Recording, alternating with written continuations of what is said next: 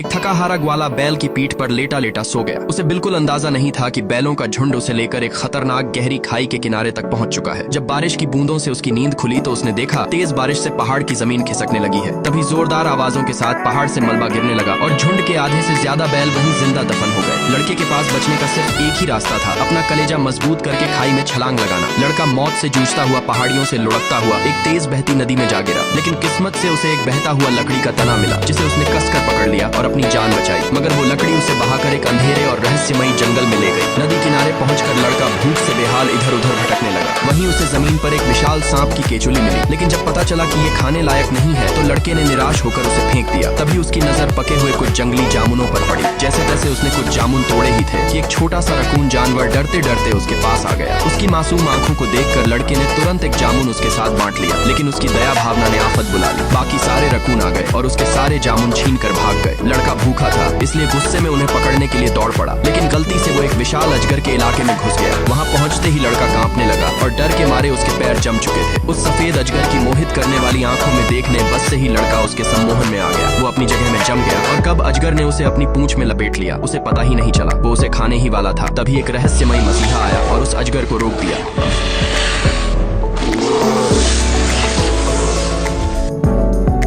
जब लड़के की आंख खुली तब उसे पता चला कि उसे बचाने वाला कोई और नहीं बल्कि एक बड़ा सा भालू था। वो भालू लड़के को खींचकर अपनी गुफा के बाहर ले गया और कहा, मैंने तुम्हें इसलिए बचाया है ताकि तुम अपनी इंसानी अक्ल से शहद चुराने में मेरी मदद कर सको। भालू की ये मांग सुनकर लड़का डर गया और कहा, मुझे मधुमक्खियां काटेंगी। पर भालू ने तुरंत नाटक करना शुरू कर दिया। भालू को गिड़गिड़ाता देखकर लड़के को दया आ गई। उसने भालू का एहसान चुकाने के लिए मदद करने का फैसला कर लिया। जल्द ही लड़के ने एक लंबी बेल काटकर उसे पहाड़ी के ऊपरी पेड़ से बांधा और अपने पीछे एक लकड़ी बांध ली और पहाड़ से नीचे आने लगा। इंसानी लड़के की चालाकी को देखकर जंगल के छोटे छोटे जानवर भी वहां इकट्ठा होने लगे। फिर लड़के ने मधुमक्खियों के छत्ते पर लकड़ी मारना शुरू कर दिया, लेकिन छत्ता बहुत मजबूत था और तभी मधुमक्खियों ने लड़के पर हमला कर दिया जिससे लकड़ी हाथ से नीचे गिर गई। ये देखकर भालू ने थोड़ी हमदर्दी जरूर दिखाई, लेकिन लड़का हार मानने वालों में से नहीं था। उसने अपने पैरों से लात मारकर किसी भी तरह छत्ता गिराने की कोशिश की और आखिरकार एक जोरदार हमले से छत्ता टूट गया और सीधे एक छोटे जंगली सुअर के सिर पर जा गिरा। तभी भालू खुशी से उछल पड़ा और तुरंत शहद के मजे लेने लगा। फिर लड़का जैसे तैसे नीचे आया, मगर उसका शरीर मधुमक्खियों के डंक से पूरा सूज चुका था।